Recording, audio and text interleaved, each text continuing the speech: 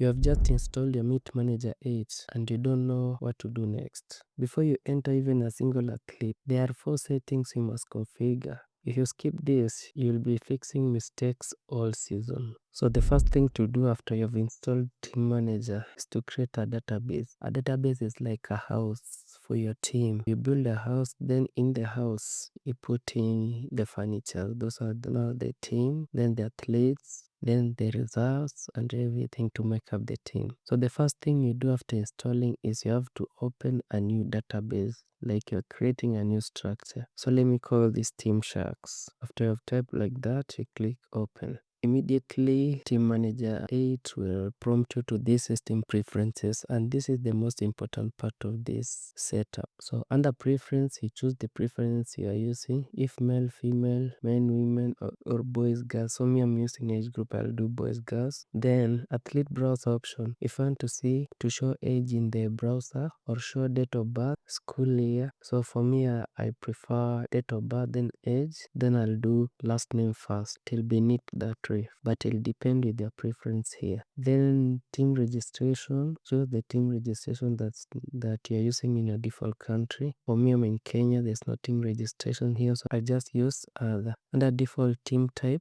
as I stated earlier, I'll do age group, but it'll depend with the default team type you're using. So I'll do age group. Then default country, you select your country. Then default long calls. Because for us in Kenya, we are using United States system. I'll do unknown. And to find the unknown, you just type ZZ here. Then select unknown. Default country, you can leave it like that.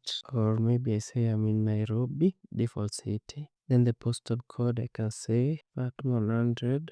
This way it gets interesting. Meet age update. So you have to set a date whereby your athletes age up every time they swim, they age up to event or what. So for me, I don't use system age up or what. What I prefer, always age up to today so that your athletes ages are up to today. Then after that, click OK. It will tell you can age up for specific meet, and that depends with the meet data you'll receive from the meet file. But for me, I'll age up to today. That's the safest way you can go. And click yes.